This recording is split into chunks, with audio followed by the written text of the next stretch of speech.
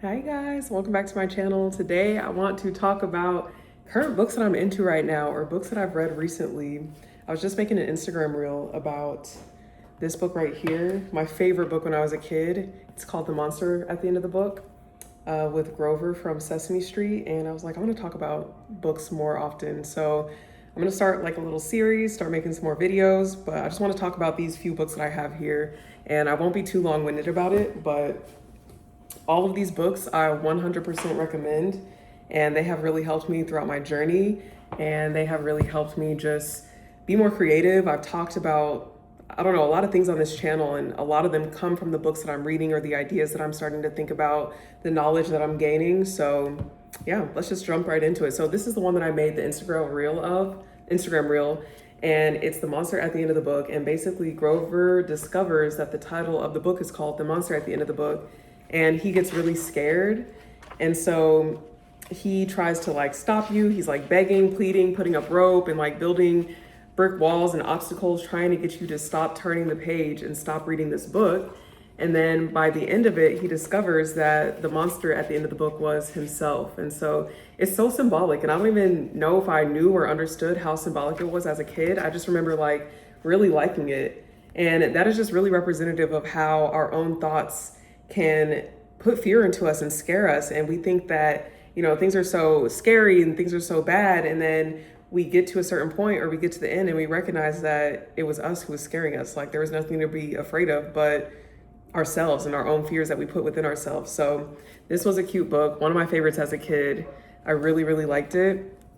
And then of course, Psycho-Cybernetics. I've talked about this in the past couple of books. The past couple of posts. I think I only have like, let's see, I only have like 50 pages left, maybe 100 pages left. So I plan to finish this week. But if you are dealing with like self-image issues, if you have these big goals and dreams and aspirations and you feel like you keep self-sabotaging, or you feel like you are just not the person who is going to receive these things and you're kind of just stuck in a way, this is the book for you. Like my friend recommended this to me and I shelved it for a while, but then I picked it up when I was ready, and oh, it is so beautiful. It's honestly helped me out so much. I feel like I've been able to let go of some things. I've taken some techniques, like there's some meditation techniques in here. And this book was written a while ago too. I think it was written in like the 60s, if I'm not mistaken. So this is the updated edition. And yeah, it's just been really helpful. Like it just talks about remorse, regret, not living in the past. It talks about how to use your success mechanism and your failure mechanism to work for you. And I just love this book. Like it's definitely on my reread list, like yearly or my annual reread list. I would add it to this, like definitely top, might I say top 5 books ever that I've read. Let's see what else we have. Another book is You to the Second Power, another personal development book. This one is like short, simple. I found this at Half Price Book. It was like $2. But yeah, it just gives you like different tips and different concepts about quantum leaping and basically why you shouldn't be scared, why you should trust yourself. Like this page 33 says, make your move before you're ready. Getting ready is a stalling tactic, an act of anxiety, and a con game. You're already positioned to escape to a higher plane of performance. If you wait until you get it perfect, you'll never get it at all.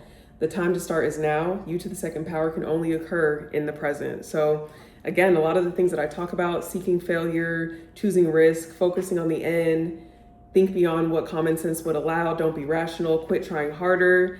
I think the example too in one of my videos I gave of quantum leaping was about turning a light switch on in a room. So like when you turn on the light switch, the room doesn't light up corner by corner or square inch by square inch. The room just lights up all at once. And that's where I got this idea from, because the author was equating that to progress and to success and to quantum leaping. And he basically was saying, we think that progress needs to be like this slow crawl and super arduous and, you know, really difficult, but it really can be as easy as turning on a light switch or as easy as turning around and going in a different direction. So love this book too. I come to it time to time again to just flip to a random page and read it.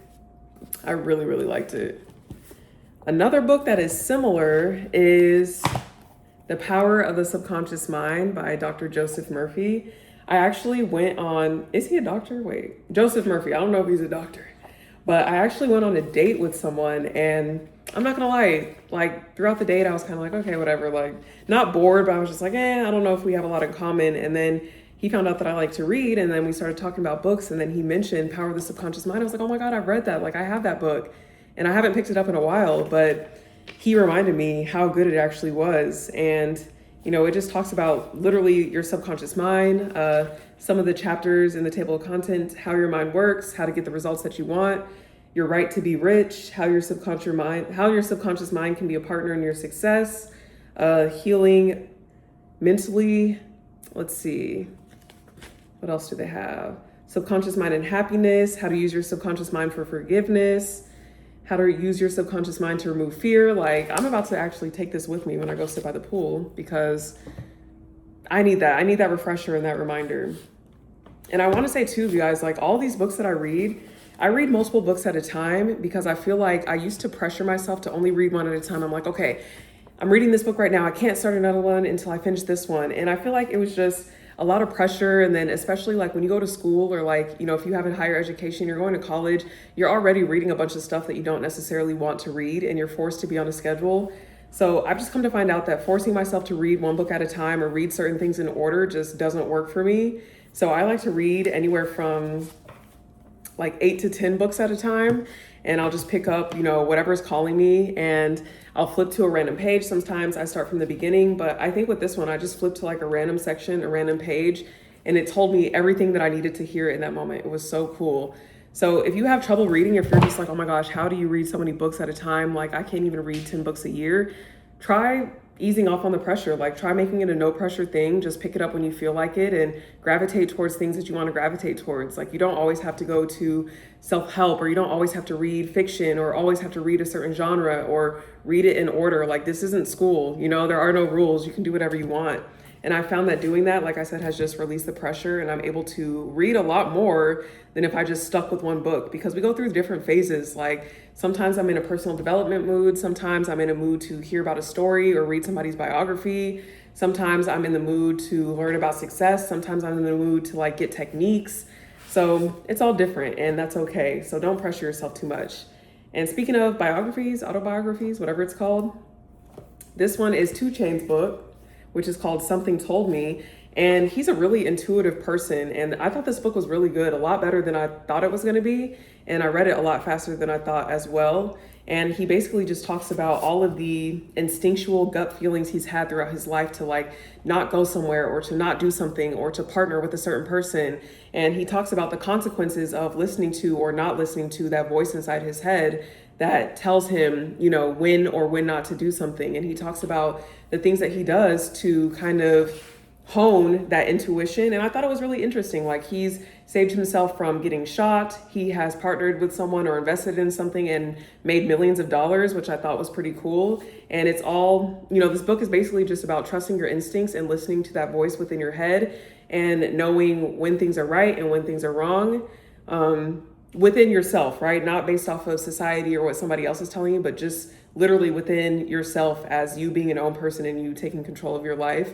So I thought this was a good book. It was easy to read. The stories flowed really well. I used to live in Atlanta for a while, so 2 Chainz was like, of course, really popular, and he still is. And yeah, this was a good book to read, so definitely check that out too. And then let me see. This one was super interesting. The Plasma Akasha Hypothesis. So it's basically just talking about consciousness, but I love the perspective that it went through, and like it's super easy to read too. Like this is I'm not gonna lie, it sounds like it was written by ChatGPT. I'm not gonna lie. But I don't really mind it. Like I feel like if I'm still getting the information, then I'm okay with that. And as you can see, I've like read this by the pool. There's like watermarks on it. It's dog-eared, it's marked up. But it literally just talks about consciousness and it talks about, I guess, dark matter in a way, or like dark consciousness from a perspective of like an anthropological perspective, from like a civilizational perspective as an individual. It talks about sovereignty. It talks about like thinking for yourself. It talks about tapping into a knowledge that we all have access to. It talks about resonating, like being on the same frequency as the things that you want to receive in this life, but on not only like the things that you want to receive, but also the knowledge, right? Like we're able to tap in and out of different knowledge. And it basically states that we're all connected to this one source. And I just thought it was really cool. It was a cool perspective. Like I said, it's really, really easy to read. It's really deep too. but it also talks about discernment, and it talks about, I mentioned sovereignty before. It talks about withdrawal of energy. Like, this is the page that I just flipped to, and I love it, page 143. But it says, pendulums weaken when individuals withdraw emotional and cognitive energy. So it really emphasizes like taking charge of your energy and not always being plugged into what's going on in the news, what's going on in society, the good, the bad, the this, the that. Like, it talks about really taking your power back and not allowing outside forces to impact how you feel or the thoughts that you have or the things that you want to do. So that is very good. Love this book. This is one of those books that I skipped around in. I just flipped to a page and I started reading, and I really enjoyed it. I really, really liked it. And then another book, I only have two more, I promise, not too many, but this is one of my favorite fiction, and I say fiction like that for a reason, authors, but Blake Crouch, genius, love him, love it. Dark Matter was the first book that I read by him. Pretty sure I read it in like 3 days, and it only took me that long because I had to go to sleep because I had to work like the following days. But he has this book called Recursion. I don't know which one came out. I think maybe Dark Matter came out first, or maybe this one came out first, I'm not sure. But this book is really good. I'm only, 30 pages in? Yeah, 30 pages in so far, and I'm like literally excited. I'm just like, oh my gosh, I need to put it down. Like, I'm so excited. I don't want to finish it yet, but because I just know that it's going to be so good. But he's like trippy, psychological, like thrillers, like talks about consciousness and talks about reality and mind bending. Like, most of his books from what I've read so far follow that theme. And it's just so interesting. And I feel like it perfectly dances on the line between fiction and nonfiction. And he actually uses like real science and real scientific theories within his book, but then throws in like a splash of fiction. So it's like you're reading this and you're like, okay, this is a made up story, but this could actually be real. Like, this could actually be true. Like, I wouldn't be surprised if 20, 30 years or 10 years down the line, the stuff that he's talking about is actually true. And we see that happening in media a lot. Black Mirror, for example, when that first came out, everybody's like, oh my gosh, this is futuristic and far off, and this would never happen. To now, fast forward 2026, and it's like half of the things that happen in Black Mirror are true and are beginning to become normal within our culture and society. So if you like psychological thrillers, read this one with me. I'm reading this right now. I'm super excited about it. Whew, I'm getting excited, y'all. Let me calm down. Hold on. Let me take a drink. Let me calm down.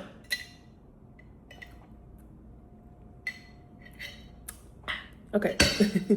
And then last but not least, we have Flatlands. This book was, I don't know, somebody talked about this, and I was also looking up like 3D, 4D, 5D, like the different dimensions, and I could not wrap my head around it. Like, I wrapped my head around 1D, 2D, 3D, but then when we got to 4D, I was just like, what? Like, what are we talking about? Like, what do you mean time?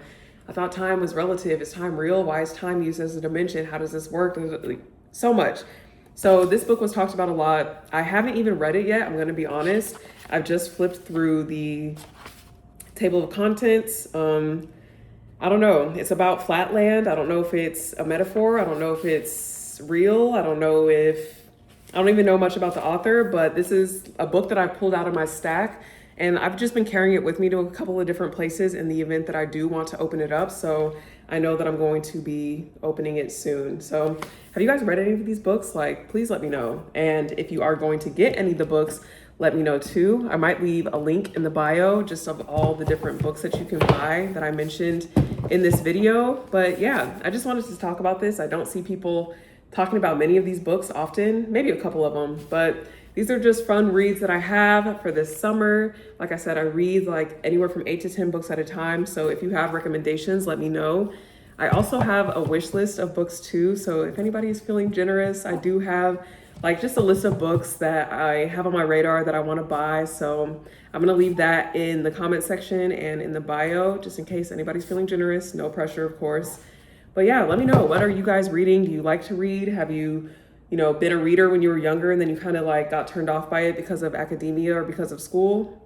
If so, I encourage you to pick up a book, pick up a fiction book, or pick up something that's easy to read and like really nurture that love again, because it's getting scary out here. Like, there are a lot of people who are not even in a derogatory way, but like illiterate, like genuinely adults, kids, all across the board. So yeah, let me know, you guys. Pick up a book, read, open up your minds. Like, it'll be fun. But yeah, let me know what you guys think of the video. Make sure that you like, comment, and you subscribe, and I'll see you in the next one, okay?